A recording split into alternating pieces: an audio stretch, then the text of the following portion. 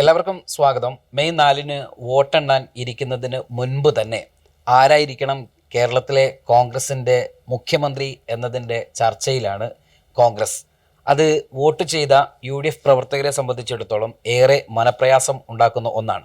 ഇടക്കാലത്ത് AI group എന്ന സംവിധാനങ്ങൾ നമ്മൾ അധികം കേട്ടിട്ടില്ല എങ്കിലും ഇരു ഗ്രൂപ്പുകൾ ഇല്ലെങ്കിൽ പോലും, അല്ലെങ്കിൽ ഇല്ല എന്ന് പൊതുവെ പുറത്തേക്ക് പറയുന്നുണ്ടെങ്കിൽ പോലും, പക്ഷേ ഇപ്പോൾ പുതിയ ഗ്രൂപ്പുകൾ കോൺഗ്രസിനകത്ത് ഉദയം ചെയ്തു വരുന്നുണ്ടോ എന്ന ഒരു സംശയം നമ്മുടെ മുന്നിൽ ബാക്കിയാവുകയാണ്. ആ തരത്തിലാണ് മുഖ്യമന്ത്രി സ്ഥാനത്തേക്കുള്ള ചില MLA-മാരെയെല്ലാം കൂട്ടുപിടിച്ചുകൊണ്ടോ അല്ലെങ്കിൽ ഏതെങ്കിലും തരത്തിലുള്ള സോഷ്യൽ മീഡിയ യുദ്ധങ്ങൾ കൊണ്ടോ വാർത്താമാധ്യമ യുദ്ധങ്ങൾ കൊണ്ടോ ഒക്കെ ആരാണോ ഇത്തരം മുഖ്യമന്ത്രി സ്ഥാനത്തേക്ക് ആഗ്രഹിക്കുന്നത്, അത്തരത്തിൽ 3 പേരുകളാണ് പ്രബലമായി കേരളത്തിൽ കേട്ടുകൊണ്ടിരിക്കുന്നത്. അത്തരത്തിൽ എല്ലാ 3 പേരെ സംബന്ധിച്ചും പലതരത്തിലുള്ള നേതാക്കളും പ്രവർത്തകരും ഒക്കെ രംഗത്ത് വന്നുകൊണ്ടിരിക്കുന്ന ഒരു സമയമാണ്. എന്താണ് കേരളത്തിലെ കോൺഗ്രസ് വിജയം ഉറപ്പിച്ചോ? അങ്ങനെയുള്ള ഒരു ആത്മവിശ്വാസം കോൺഗ്രസിന് എവിടെ നിന്ന് കിട്ടി? അങ്ങനെയെങ്കിൽ എന്തായിരിക്കും അടുത്ത പരിപാടികൾ, പദ്ധതികൾ എന്നത് സംബന്ധിച്ചാണ് നമ്മൾ ഇന്നിവിടെ ചർച്ച ചെയ്യുന്നത്. എൻ്റെ കൂടെ സുപ്രഭാതം സ്പെഷ്യൽ കറസ്പോണ്ടൻ്റ് കൂടിയായിട്ടുള്ള സലാം കല്ലായി ചേരുകയാണ്. സലാം സാറേ, നമ്മളിപ്പോൾ പറഞ്ഞ പോലെ കോൺഗ്രസ് വരണം, അല്ലെങ്കിൽ ഒരു UDF ഒരു മാറ്റം വേണം, 10 വർഷങ്ങൾക്ക് ശേഷം വനവാസത്തിന് ഇല്ലെങ്കിൽ ഞാൻ പോകുമെന്നൊക്കെ പ്രതിപക്ഷ നേതാവ് VD സതീശൻ പറഞ്ഞുകൊണ്ടാണ് ഈ ഒരു തെരഞ്ഞെടുപ്പിൽ വളരെ വലിയൊരു ആത്മവിശ്വാസത്തോടു കൂടി കോൺഗ്രസ് ആ ഒരു തെരഞ്ഞെടുപ്പിനെ നേരിടുന്നത്. ഘട്ടം ഘട്ടമായിട്ട് അവർക്കുണ്ടായിരുന്ന പരിക്കുകളൊക്കെ മാറ്റി കോൺഗ്രസിനകത്ത് UDF-നകത്തെയൊക്കെ അഭിപ്രായ വ്യത്യാസങ്ങൾ വളരെ ലഘൂകരിച്ചൊക്കെ കൊണ്ടുവന്ന് അങ്ങനെ തെരഞ്ഞെടുപ്പ് നേരിട്ട വോട്ട് ചെയ്ത UDF-ന് സപ്പോർട്ട് ചെയ്ത ആളുകളെ സംബന്ധിച്ചിടത്തോളം അവർക്ക് വലിയ നിരാശയുണ്ടാക്കുന്ന ഒന്നാണ് ഇപ്പോൾ നമ്മൾ കേട്ടുകൊണ്ടിരിക്കുന്ന ഈ കോൺഗ്രസിനകത്തെ ഗ്രൂപ്പ് സമവാക്യങ്ങളും മുഖ്യമന്ത്രി സ്ഥാനത്തെക്കുറിച്ചുള്ള ചർച്ചകളും ഒക്കെ. ഇത് ശ്രദ്ധിക്കുന്നുണ്ടോ? ശ്രദ്ധിച്ചതിന് ശേഷം ഇപ്പം എന്താണ് തോന്നിയിട്ടുള്ളത്? അതിലിപ്പോൾ ഒന്നാമത്തെ കാര്യം, ഈ ആത്മവിശ്വാസത്തിന് എന്തെങ്കിലും അടിസ്ഥാനമുണ്ട്? ഇപ്പോൾ മുഖ്യമന്ത്രിയെ തിരഞ്ഞെടുക്കുന്നത് നിയമസഭയിൽ UDF-ന് ഭൂരിപക്ഷം കിട്ടുന്ന ഒരു സന്ദർഭത്തിലാണല്ലോ. അപ്പോൾ കോൺഗ്രസ്സിന് കൂടുതൽ സീറ്റ് ഉണ്ടെങ്കിലേ UDF-ന് അധികാരത്തിൽ വരാൻ കഴിയുള്ളൂ എന്ന കാര്യത്തിൽ സംശയമില്ല. ഈ തെരഞ്ഞെടുപ്പിൻ്റെ പ്രചാരണത്തിൻ്റെ അവസാന ഘട്ടം വരെ UDF-ന് വലിയ പ്രതീക്ഷ എന്ന് പറയുന്നത് മുൻ തെരഞ്ഞെടുപ്പുകളുടെ ഒക്കെ ഫലത്തിൻ്റെ അടിസ്ഥാനത്തിലാണ്.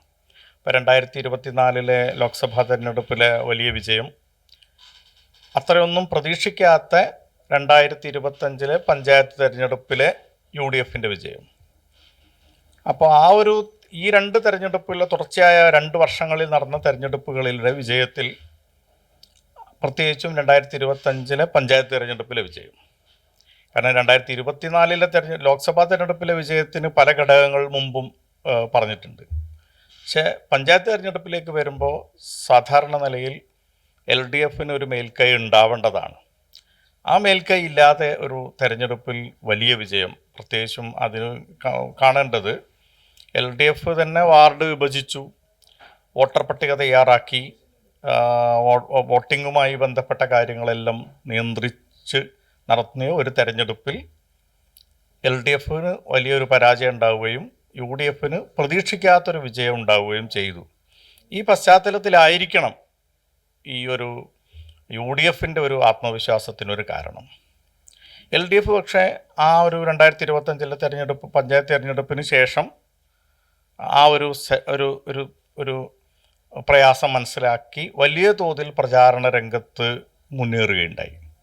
പ്രത്യേകിച്ച് അതൊരു വലിയൊരു സെറ്റപ്പ് തന്നെയായിരുന്നു.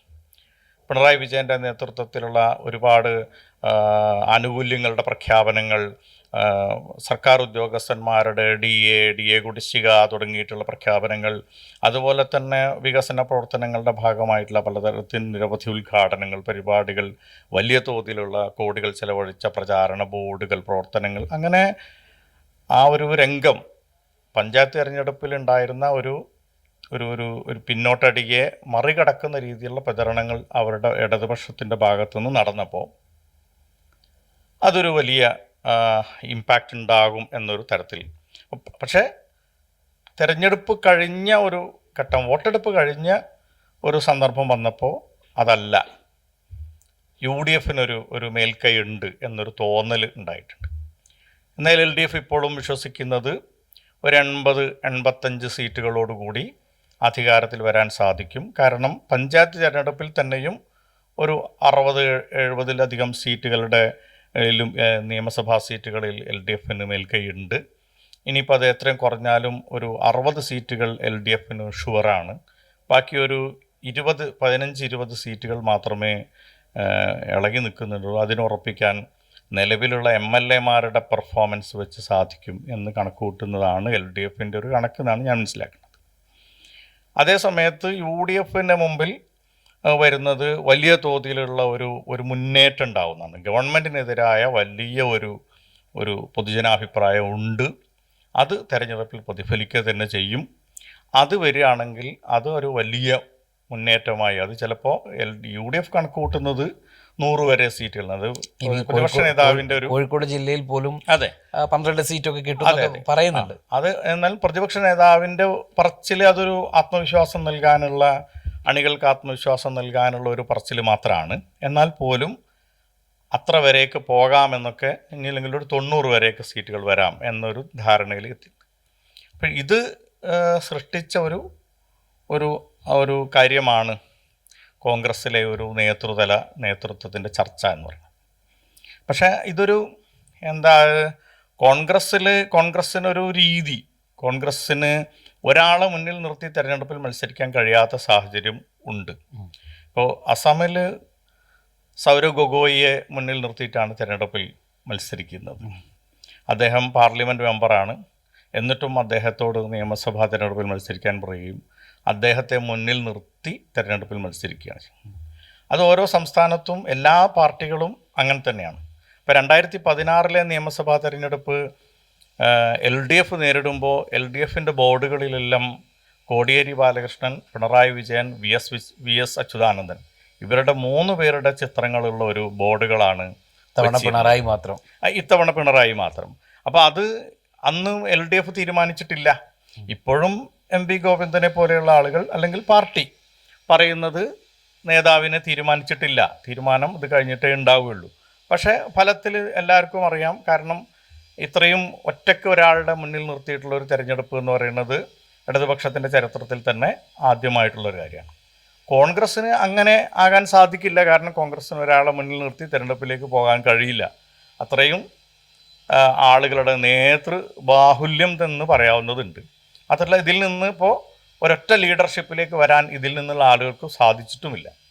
ഇപ്പോൾ കഴിഞ്ഞ 2021 തെരഞ്ഞെടുപ്പിലെ പരാജയത്തെ തുടർന്നാണല്ലോ ഒരു നേതൃമാറ്റം ഉണ്ടായത്. ആ നേതൃമാറ്റം എന്ന് പറയുന്നത് ആ സമയത്ത് അന്നത്തെ പരാജയത്തിൻ്റെ 2021 പരാജയത്തിൻ്റെ ഉത്തരവാദിത്വം ത്തിൽ നിന്ന് പിന്നെ അന്നത്തെ പ്രതിപക്ഷ നേതാവിനെയും അതുപോലെ തന്നെ KPCC പ്രസിഡൻറ്റിനെയും മാറ്റി K. സുധാകരനെയും VD സതീശനെയും ആ സ്ഥാനത്തേക്ക് കൊണ്ടുവരിക. അന്നത്തെ ഒരു കാര്യം എന്ന് പറയുന്നത് അത് പരാജയത്തിൻ്റെ ഏൽപ്പിച്ച ഉത്തരവാദിത്വം നല്ല നിലയിൽ നിർവഹിക്കാൻ സാധിക്കാത്തത് കൊണ്ട് ചെന്നിത്തലയെ സംബന്ധിച്ചിടത്തോളം ചെന്നിത്തല സ്വയം മാറിയതല്ല എങ്കിലും കോൺഗ്രസ്സിൽ രൂപപ്പെട്ടു വന്ന ഒരു അഭിപ്രായത്തിൻ്റെ അടിസ്ഥാനത്തിൽ പുതിയൊരു മുഖമുണ്ടാവട്ടെ എന്ന ഒരു ചിന്തയെ പ്രത്യേകിച്ചും പരാജയത്തിൻ്റെ അടിസ്ഥാനത്തിൽ ആര് തീരുമാനിക്കുന്നു, ഹൈക്കമാൻഡിൻ്റെ കൂടി ഒരു പിന്തുണ അതിന് കിട്ടുകയും വരികയും. അപ്പം ഈ ഒരു ചർച്ച അസ്ഥാനത്താണോ എന്നുള്ളതാണ് ഇപ്പോൾ മുമ്പിലെല്ലാവരും പറയണത്. UDF അധികാരത്തിൽ വന്നാൽ സ്വാഭാവികമായും വലിയ തോതിലുള്ള ഒരു ചർച്ച ഈ കാര്യത്തിൽ ഉണ്ടാവും. അതാർക്കും അനുകൂലമായി തീരും എന്നത് ഇപ്പോൾ നമുക്ക് ചിലപ്പോൾ പറയാൻ തന്നെ പറ്റില്ല. പ്രധാനമായിട്ടും ഇപ്പോൾ പറഞ്ഞതുപോലെ ഇതിൽ ഏറ്റവും സീനിയർ എന്ന് പറയാൻ പറ്റുന്നത് ഭരണപരിചയവും അതോടൊപ്പം തന്നെ ഒരു എല്ലാ വിഭാഗത്തെയും ഒരുമിച്ച് കൊണ്ടുപോവുക എന്നുള്ള ഒരു മെയ്വഴക്കമൊക്കെ എല്ലായ്പ്പോഴും കേരള രാഷ്ട്രീയത്തിൽ കാണിച്ചിട്ടുള്ളത് ഇപ്പോൾ നിലവിൽ രമേശ് ചെന്നിത്തലയാണ്. മറ്റൊന്ന് VD സതീശനെ സംബന്ധിച്ചിടത്തോളം തകർന്നു കിടന്നൊരു മുന്നണി സംവിധാനത്തെ ഉയർത്തിയെഴുന്നേറ്റ് കൊണ്ടുവന്നതിൽ തൻ്റെ പങ്ക് വളരെ വലുതാണ്. പലപ്പോഴും അദ്ദേഹത്തിൻ്റെ ചില വാക്കുകളും ചില പരാമർശങ്ങളും പ്രസ്താവനകളും വാർത്താ സമ്മേളനങ്ങളൊക്കെ സർക്കാരിനെ പലപ്പോഴും പ്രതിസന്ധിയിലാക്കിയിട്ടുണ്ട്. നിയമസഭയിൽ അദ്ദേഹത്തിൻ്റെ പ്രസംഗം നമ്മൾ എടുത്താലും പെർഫോമൻസ് എടുത്താലൊക്കെ ആ ഒരു രീതിയിലേക്ക് പോകുന്നുണ്ട്. അങ്ങനെയെങ്കിൽ ആ മുഖ്യമന്ത്രി പൊസിഷന് VD സതീശനെ ക്ലെയിം ഉന്നയിക്കാം. ഇവരെ രണ്ടുപേരെയും മാറ്റി നിർത്തിക്കൊണ്ടാണ് MP-മാരും മത്സരിക്കണ്ട എന്ന പൊതു തീരുമാനം ഉള്ളപ്പോൾ തന്നെ KC വേണുഗോപാൽ അദ്ദേഹം AICC സംഘടനാകാര്യ സെക്രട്ടറി എന്ന നിലയിൽ തൻ്റെ ക്ലെയിം അദ്ദേഹം പറഞ്ഞിട്ടില്ലെങ്കിൽ പോലും അദ്ദേഹത്തിന് വേണ്ടി കെ സുധാകരനെ പോലെയുള്ള ആളുകൾ വാദിക്കുന്നു. അതോടൊപ്പം തന്നെ മറ്റ് ചില MLA-മാർ മുന്നോട്ട് വെക്കുന്നു.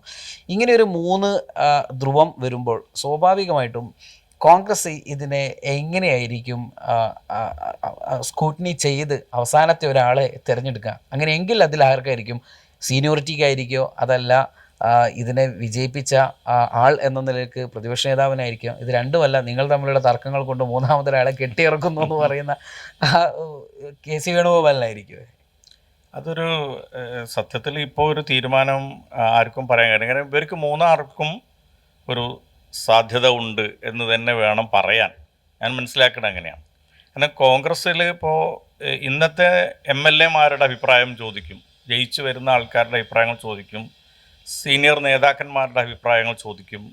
ഹൈക്കമാൻഡിന് ഇത് സംബന്ധിച്ച് ഇപ്പോൾ പ്രത്യേകിച്ചും അതിനൊരു നിരീക്ഷണ സംവിധാനമൊക്കെ ഉണ്ടായിട്ടുണ്ട്. ഈ ഹൈക്കമാൻഡ് എന്ന് പറഞ്ഞാൽ ഈ കേസ് തന്നെയാണല്ലോ. അല്ല, ഹൈക്കമാൻഡ് ഇപ്പോൾ രാഹുൽ ഗാന്ധിയും പ്രിയങ്ക ഗാന്ധിയും ഒക്കെ കേരളത്തിൻ്റെ സ്പന്ദനങ്ങൾ അറിയുന്ന ആൾക്കാരാണ്. അത് അവർ കേരളത്തിൽ നിരന്തരമായി ഇടപെടുകയും സംസാരിക്കുകയൊക്കെ ചെയ്യുന്ന ആൾക്കാരെന്നുള്ള നിലക്ക് ഈ ഹൈക്കമാൻഡ് എന്ന് പറയുന്നത് പഴയതുപോലെയുള്ള പുറത്ത് നിൽക്കുന്ന ഒരു ആൾക്കാരല്ല.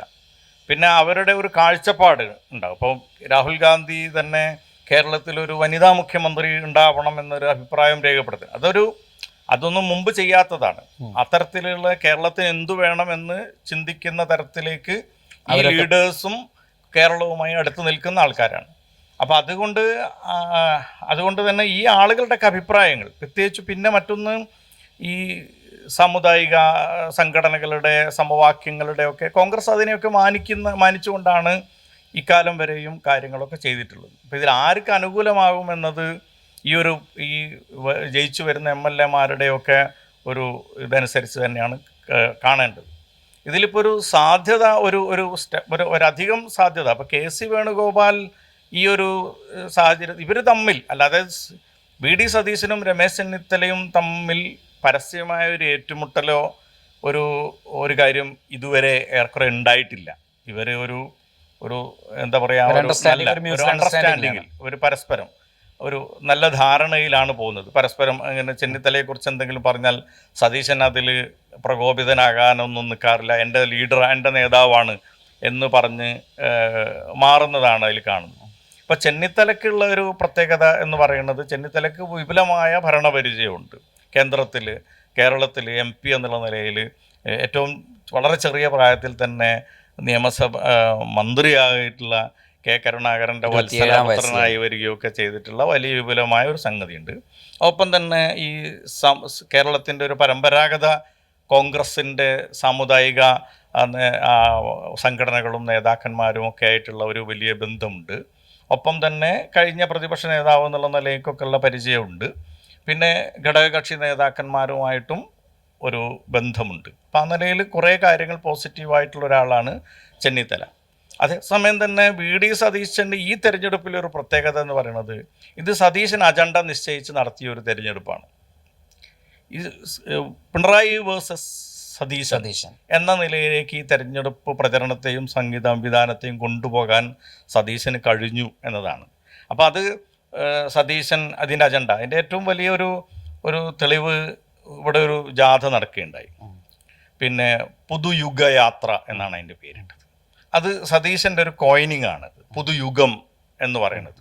സതീശൻ ഇപ്പോഴും ശ്രദ്ധിക്കുന്ന ഒരു പ്രധാനപ്പെട്ട സംഗതി, ഇപ്പം സതീശൻ ഒരു ജീൻസും ഷർട്ടും ഇട്ട ഒരാൾ, വലിയ നല്ല ഷൂ ഒക്കെ ഇട്ട് പിന്നെ ഇതിലേക്ക് കയറിപ്പോകുന്ന ഒരു യുവാവിനോട് ചേർന്ന് നിൽക്കുന്ന ഒരാൾ, അതേപോലെ പുതിയ തലമുറയ്ക്ക് വേണ്ടി സംസാരിക്കുന്ന ഒരാൾ എന്ന ഒരു പ്രതിച്ഛായ നിർമ്മിക്കുന്നതിൽ സതീശൻ വലിയ തോതിൽ ശ്രമിച്ചിട്ടുണ്ട്, അതിൽ വിജയിച്ചിട്ടുണ്ട്. ഇപ്പം തെരഞ്ഞെടുപ്പ് കഴിഞ്ഞപ്പോൾ പോലും അദ്ദേഹം ഇവിടേക്ക് പിന്നെ ട്രക്കിങ്ങിന് പോകുന്നതിൻ്റെ വിഷ്വൽസ്, വനവാസം അതൊരു വേറൊന്ന്, അല്ല ട്രക്കിങ്ങിന് പോകുന്നതിൻ്റെ വിഷ്വൽസൊക്കെ കാണിക്കേണ്ടത്. അപ്പോൾ സോഷ്യൽ മീഡിയകളിലൊക്കെ ജീൻസും ഷർട്ടും ഇട്ട ഒരാൾ എന്നൊരു വെറും അതെ പറഞ്ഞു. അപ്പോൾ അങ്ങനെ അത് മാത്രമല്ല, ആ പുതുയുഗ യാത്ര എന്ന് പറയുന്ന ഒരു പേരുണ്ട്. അപ്പോൾ അതിൽ പ്രത്യേകിച്ചും പറഞ്ഞിട്ടുണ്ട്, ഒരു ഗവൺമെൻറ്റിൻ്റെ കുറവുകൾ ചൂണ്ടിക്കാണിച്ചാൽ മാത്രം പോരാ, മറിച്ച് നമുക്കെന്ത് മുന്നോട്ട് വെക്കാനുണ്ട് എന്ന് പുതിയ തലമുറയോട് സംസാരിക്കുന്ന പുതിയ കാര്യങ്ങൾ നമുക്ക് പറയാൻ പറ്റണം. അത് കൊണ്ടാണ് ഒരു 2 conclave, educational conclave, health conclave, അങ്ങനെയൊക്കെ ചില സംഘങ്ങൾ നടത്തി. അപ്പം അങ്ങനെ ഒരു ഇമേജ് സ്വന്തമായി പുതിയൊരു ഇമേജ്, അതൊരു പക്ഷേ പുതിയ തലമുറയിലെ ആളുകളെ സ്വാധീനം. അപ്പോൾ അതുകൊണ്ട് ഈ പ്രതികരണങ്ങൾ, സാമൂഹ്യ മാധ്യമ പ്രതികരണങ്ങൾ കണ്ടാലറിയാം, ഈ തെരഞ്ഞെടുപ്പ് നയിച്ചത് സതീശനാണെങ്കിൽ ഭരിക്കുന്നതും സതീശനാകണം എന്ന് പറയുന്ന ഒരു ഇതുണ്ട്. പക്ഷേ അതേസമയം തന്നെ സതീശൻ ചില പരിമിതികൾ അതും ആളുകൾ വ്യാപകമായി ചൂണ്ടിക്കാണിക്കും, പ്രത്യേകിച്ചും തെരഞ്ഞെടുപ്പ് ഉന്നയിച്ച മറ്റൊരു കാര്യം, ഈ പുതുയുഗം എന്ന് പറയുമ്പോൾ അദ്ദേഹത്തിന്റെ പ്രായവും അദ്ദേഹത്തിന്റെ കാഴ്ചപ്പാടുമായി യുഗം അഡ്രസ് ചെയ്യേണ്ടതുണ്ട്. അതിനും ഒരു ബെൽറ്റ് ലഭ്യമാകും. അതെ, അതാണ് പ്രതീക്ഷിക്കുന്നത്. പുതിയ തലമുറയിലുള്ള ആൾക്കാരെ കൂടുതൽ ചേർത്ത് നിർത്താൻ അതിപ്പം അപ്പുറത്ത് പിണറായി വിജയനാണ്, 80 കഴിഞ്ഞ ഒരാളാണ് എന്നതുകൂടി അദ്ദേഹം അതിൽ കാണുന്നുണ്ട്. അപ്പോൾ ഒരാളോട് ഏറ്റുമുട്ടുന്ന താരതമ്യേന ചെറുപ്പക്കാരനായ ഒരാൾ, ചെറുപ്പക്കാരോട് സംസാരിക്കുന്ന ഒരാൾ, സാഹിത്യം സംസാരിക്കുന്ന ഒരാൾ, എഴുത്തിനോട് സ്നേഹിക്കുന്ന ഒരാൾ, പിന്നെ യാത്രകൾ നടത്തുന്ന ഒരാൾ. അപ്പോൾ അതൊക്കെ പുതിയ തലമുറയിലുള്ള ആളുകൾക്ക് വൈവിധ്യമുള്ളൊരു രാഷ്ട്രീയ നേതാവ്. വാഹനപ്രേമികൾക്ക് നമ്മുടെ മോഡിഫിക്കേഷൻ ഒക്കെ അതൊക്കെ അവസാന ഘട്ടത്തിൽ അതൊക്കെ വളരെ കാര്യമായിട്ട്. അപ്പം അതൊക്കെ അതൊരു പൊളിറ്റിക്കൽ ലീഡർ എന്നുള്ള നിലയ്ക്ക് വളരെ നന്നായി ഹോംവർക്ക് ചെയ്തിട്ടുള്ളതിൻ്റെ ഒരു ഫലം കൂടിയാണ്. പിന്നെ പല തെരഞ്ഞെടുപ്പുകളിലും അദ്ദേഹത്തിൻ്റെ ഒരു ഓർഗനൈസേഷണൽ വർക്ക്, അപ്പോൾ അതിൻ്റെ ഒരു ക്രെഡിറ്റ് ഏറ്റെടുക്കുക. അതുപോലെ ഏറ്റവും രസകരമായൊരു സാധനം എന്ന് പറയുന്നത്, തെരഞ്ഞെടുപ്പിൽ തോറ്റാൽ ഞാൻ വനവാസത്തിന് പോകും, ഈ തെരഞ്ഞെടുപ്പിൽ തോറ്റാൽ അതിൻ്റെ ക്രെഡിറ്റ് എനിക്കാണ്. അല്ലാതെ വെച്ചാൽ തോറ്റാൽ ഞാനാണ് അതിൻ്റെ ഉത്തരവാദി. തോറ്റാൽ ഞാനാണ് ഉത്തരവാദി എന്ന് പറഞ്ഞാൽ അതിന് വേറൊരു അർത്ഥം ഉണ്ടല്ലോ. എന്താണത്? ജയിച്ചാലും ഞാനാണ് ഉത്തരവാദി എന്ന് അർത്ഥം ഉണ്ടല്ലോ അതിന്. തോറ്റാൽ ഞാൻ, ഈ തെരഞ്ഞെടുപ്പ്, അത് കഴിഞ്ഞ ഉപതെരഞ്ഞെടുപ്പുകളിലൊക്കെ അദ്ദേഹം ഏറ്റെടുത്തിട്ടുണ്ട്. പുതുപ്പള്ളി തോറ്റാൽ ഞാനാണ് ഉത്തരവാദി, എൻ്റെ ഉത്തരവാദിത്വം എനിക്കാണ്. പാലക്കാട് തോറ്റാൽ എനിക്കാണ് ഉത്തരവാദിത്വം. അങ്ങനെ തോറ്റാൽ ഞാനാണ് ഉത്തരവാദിത്വം എന്ന് പറയുമ്പോൾ ആരും അതിനെ എതിർക്കുന്നില്ല.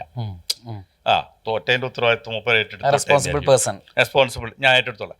പക്ഷെ ഇതിന്റെ ഒരു അർത്ഥം, അപ്പുറത്തൊരു അർത്ഥം ഉണ്ട്. ജയിച്ചാലും ഞാനാണ് ഉത്തരവാദി എന്നും പറയാതെ പറയുകയാണ് സതീശൻ ചെയ്യുന്നത്. അപ്പം ഞാൻ ജയിച്ചാൽ 100 സീറ്റ് ഉണ്ടാവും, UDF അധികാരത്തിൽ കൊണ്ടുവരിക എന്നുള്ളതാണ് എൻ്റെ ലക്ഷ്യം. ആ ലക്ഷ്യം ഞാൻ നിറവേറ്റും. ഇതിൽ ഞാൻ പരാജയപ്പെട്ടാൽ ഞാൻ രാഷ്ട്രീയ വനവാസത്തിന് പോകും എന്ന് പറയുമ്പോൾ, ജയിച്ചാൽ അതിൻ്റെ ക്രെഡിറ്റ് എനിക്കാണ് എന്ന് പറയാതെ പറയുന്നുണ്ടല്ലോ. ആ ഒരു തലം തീർച്ചയായിട്ടും തിരഞ്ഞെടുപ്പിന് ശേഷം വേറെ പ്രശ്നം അതിനകത്തുണ്ട്. ഇതിങ്ങനെയൊക്കെ പറഞ്ഞാലും കോൺഗ്രസ്സിൽ ഈ പറയുന്ന സമവാക്യങ്ങളൊക്കെ മാനിക്കാതെ പോവില്ല. അപ്പോൾ SNDPയുമായിട്ടുള്ള സംഘർഷം, NSSുമായിട്ടുള്ള സംഘർഷം, ഇപ്പോൾ സുകുമാരൻ നായരൊക്കെ, ഇപ്പോൾ സുകുമാരൻ നായർ നമ്മൾ തിരഞ്ഞെടുപ്പിൻ്റെ ഒരു ഘട്ടത്തിലാണ് ഈ വെള്ളാപ്പള്ളി വലിയ തോതിലുള്ള ഒരു ഹിന്ദു ഐക്യം എന്നൊക്കെ പറഞ്ഞ് NSSനെ ചാക്കലിട്ടുള്ള ഒരു നീക്കം നടത്തിയത്. അത് പൊട്ടിപ്പോയതല്ല, സത്യത്തിൽ അത് പൊട്ടിച്ചതാണ്. പൊട്ടിച്ചത് വെച്ചാൽ അവിടെ എനിക്ക് തോന്നുന്നത് അവിടെ ആ ഒരു ലൈനിലേക്ക് പോകാതെ നിരുന്നതിൽ ഒരു പക്ഷേ ചെന്നിത്തല അടക്കമുള്ള ആൾക്കാർക്ക് അതിലൊരു പങ്കുണ്ടാവാൻ സാധ്യതയുണ്ട്. അപ്പോൾ ആ ഒരു മുന്നേറ്റം അതോടുകൂടി ഇനി NSSനെ കേൾക്കേണ്ടി വരും എന്നൊരു സാഹചര്യം ഉണ്ടാവും. അങ്ങനെ സത്യത്തിൽ അങ്ങനെ ഒരു മൂവ്മെന്റ് ഉണ്ടായിരുന്നെങ്കിൽ ഒരു ചിത്രത്തിൽ കുറച്ച് വലിയ മാറ്റം ഉണ്ടാവുമായിരുന്നു. പക്ഷേ ഈ കോൺഗ്രസിൻ്റെ ഈ ഇത്തരം സമുദായ VD സതീശൻ്റെ, കോൺഗ്രസിൻ്റെ എന്ന് പറയണ്ട, ഈ VD സതീശൻ്റെ ചില സമീപനങ്ങൾ അവരെയൊന്നും നമുക്ക് വകവെക്കേണ്ടതില്ല. പള്ളിയിലച്ചന്മാരുടെ അരമന കയറേണ്ട, മതമേലധ്യക്ഷന്മാരുടെ അല്ലെങ്കിൽ പണ്ഡിത സഭകളിലൊന്നും കയറി നിരങ്ങേണ്ട ആവശ്യമില്ല. ആ ഒരു സമീപനം, ആ ഒരു ഫൈറ്റ് ആയിരുന്നല്ലോ NSSും SNDPയായിട്ട് അദ്ദേഹം പ്രത്യക്ഷത്തിൽ ഏറ്റുമുട്ടിയത്. പക്ഷേ പുതിയ തലമുറയ്ക്ക്, താങ്കൾ നേരത്തെ പറഞ്ഞതുപോലെയുള്ള ആ ഒരു പുതുയുഗത്തിലെ ആ ഒരു തലമുറയ്ക്ക് സതീശൻ പറഞ്ഞു തന്നെയാണ് ശരി, അവിടെയൊന്നും പോകേണ്ട ആവശ്യമില്ല. അങ്ങനെ ഒരു ഭാഗം, ഇത്തരം പരമ്പരാഗതമായിട്ടുള്ള രീതികളൊക്കെ രാഷ്ട്രീയത്തിൽ കോൺഗ്രസ് ഉപേക്ഷിക്കണം എന്ന് ചിന്തിക്കുന്നൊരു വിഭാഗത്തിൻ്റെ പിന്തുണ നഷ്ടപ്പെടുത്താനോ അതല്ല ഇവരെയൊക്കെ ഒരു മെയ്വഴക്കത്തോടു കൂടി കൊണ്ടു നടക്കണമെന്ന് ചിന്തിക്കുന്ന രമേശ് ചെന്നിത്തലയുടെ വാദത്തിനോ, അത് ആർക്കാണ് സ്വീകാര്യത ലഭിക്കുക എന്നുള്ള ഒരു സംഭവം ഉണ്ടല്ലോ. അതൊരു ചോദ്യമാണത്. അത് ഇപ്പം ഈ ഘടകങ്ങളെയൊക്കെ അവഗണിച്ചുകൊണ്ട് പോകാനും കഴിയില്ല. കോൺഗ്രസ് മാത്രമല്ല, കോൺഗ്രസ് ഈ സാധാരണ പറയരുത്, കോൺഗ്രസ് ഒരു UDF എന്ന് പറയുന്നത് ഒരു സാമുദായിക വിഭാഗങ്ങളുടെ ഒരു മുന്നണിയാണ്. അപ്പോൾ അതിലെല്ലാതരം ആളുകളുണ്ട്. അതിനകത്ത് ബാലൻസ് ചെയ്യാതെ ഈ പോക്ക് നടക്കില്ല. പക്ഷേ ഈ ബാലൻസ് ചെയ്ത് ഇടങ്ങേറിലാവാണ് എന്ന് വിചാരിക്കുന്ന ഒരു വിഭാഗം ആളുകളും കോൺഗ്രസ്സിലുണ്ട്. അപ്പം അതുകൊണ്ട് ആ ആളുകൾക്ക് സതീശൻ സ്വീകാര്യനാണ്. പക്ഷേ ചെന്നിത്തല എപ്പോഴും ഒരു അഡ്ജസ്റ്റ്മെൻറ്റ് രാഷ്ട്രീയം എന്ന് പറയുന്നിടത്തേക്ക് വരുമ്പോൾ ഇപ്പോൾ കെ കരുണാകരൻ്റെ ഒരു പിന്തുടർച്ചക്കാരനാണ് ചെന്നിത്തല. എല്ലാവരെയും കൂട്ടിച്ചേർത്ത് പോവുക എന്ന് പറയുന്നത്. അപ്പം അതിനു വേണ്ടി വിട്ടുവീഴ്ചകൾ ചെയ്യാന്നാണ്. കൂട്ടിച്ചേർത്ത് പോകുക എന്ന് പറയുമ്പോൾ വിട്ടുവീഴ്ചകൾ ചെയ്യാന്നാണ്. അപ്പോൾ വിട്ടുവീഴ്ചകളുടേതല്ലാത്തൊരു രാഷ്ട്രീയം വേണം എന്നാണ് സതീശൻ പറയുന്നത്. അതല്ലാതെ മുന്നോട്ട് പോകണം എന്നുള്ളത്, അതിപ്പോൾ എന്തെന്നുള്ളതൊരു പ്രധാന. ഇപ്പോൾ കെ സി ഇപ്പോൾ കേന്ദ്ര സമീപനം അല്ലെങ്കിൽ ഹൈക്കമാൻഡ് സമീപനം എന്ന് പറയുന്നത് ഇപ്പോൾ ലോക്സഭാ എം പിമാർ മത്സരിക്കേണ്ടതില്ല എന്നൊരു സമീപനം സ്വീകരിക്കുന്നതിൻ്റെ പിന്നിൽ ഇവിടെ ശശി തരൂറുണ്ട് കേരളത്തിൽ. ഇപ്പം ഈ അടുത്ത കാലത്ത് ചില മോദിയെ പറ്റിയൊക്കെ പിണറായിയെ പറ്റിയൊക്കെ ഉള്ള ചില സ്തുതി കാരണം കേരളത്തിലൊരു ഇത് നഷ്ടപ്പെട്ടു പോയതാണ് സത്യത്തിൽ ശശി തരൂരിന്. അല്ലെങ്കിൽ ഒരു പാൻ കേരള ഒരു നല്ല ഇമേജുള്ളൊരു ഉണ്ടായിരുന്നു. അപ്പോൾ ശശി തരൂർ വീണ്ടും ഒരു നല്ല ഇമേജ് വീണ്ടും എടുത്തിട്ടുണ്ട്. പക്ഷേ ഇപ്പോൾ ശശി തരൂർ വരുമ്പോൾ തിരുവനന്തപുരം ലോക്സഭാ സീറ്റ് ഒഴിവ് വരും, കെ സി വന്നാൽ ആലപ്പുഴ സീറ്റ് ഒഴിവ് വരും. അപ്പോൾ സുധാകരന് സീറ്റ് കൊടുക്കണം എന്ന ചോദ്യം വരുമ്പോൾ തന്നെ പ്രശ്നം കണ്ണൂർ സീറ്റ് ഒഴിവ് വരും. ഇപ്പോൾ അവിടെ ആര് വന്നാലും ഈ പാർലമെൻറ്റ് മെമ്പർമാർ മത്സരിക്കാൻ വന്നാൽ അവർ ജയിക്കുമ്പോൾ ആ സീറ്റ് ഒഴിവ് വരും. അവിടെ ഒരു ലോക്സഭാ തെരഞ്ഞെടുപ്പ് വരികയും ആ ലോക്സഭാ തെരഞ്ഞെടുപ്പിന് നേരിടേണ്ട അല്ലെങ്കിൽ അതിന് വോട്ട് ചെയ്യാൻ നിർബന്ധിക്കുന്നൊരു സാഹചര്യം കേരളത്തിലെ ആളുകൾക്ക് ഉണ്ടാവുകയും അതിന് പണം ചിലവാക്കേണ്ട ഒരു ഉത്തരവാദിത്വം പാർട്ടിക്ക് വരികയോ ഒക്കെ ചെയ്യുന്നൊരു സാഹചര്യത്തെ കൂടി ഒഴിവാക്കണം. ഇപ്പം 100 സീറ്റോടുകൂടി പാർലമെൻറ്റിൽ ശക്തമായൊരു സാന്നിധ്യമായി കോൺഗ്രസ് ഉണ്ട്.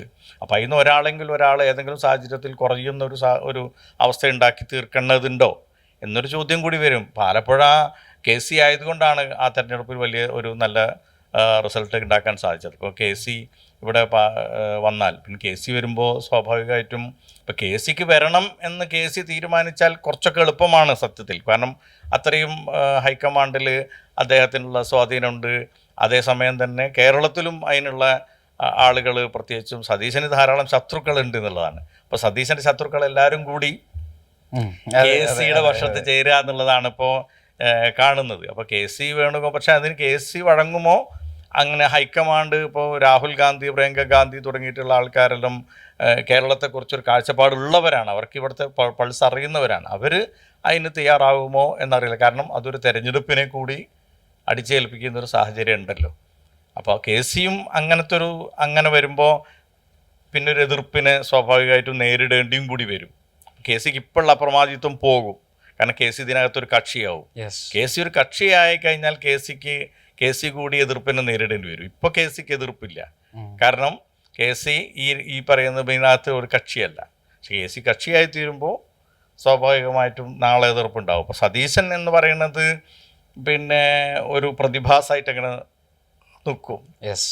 ഞാൻ നമ്മൾ ഈ ചർച്ച ഇതുവരെ കേൾക്കുമ്പോൾ ആളുകൾ വിചാരിക്കുന്നുണ്ടാകും സുപ്രഭാതവും യു ഡി എഫിന് അനുകൂലമായിട്ട് ചിന്തിച്ചു തുടങ്ങി, അല്ലെങ്കിൽ വിജയം യു ഡി എഫ് കരുതുന്നത് പോലെ ചിന്തിച്ചോ. നമ്മൾ അതാണല്ലോ പറഞ്ഞു വെക്കുന്നത്.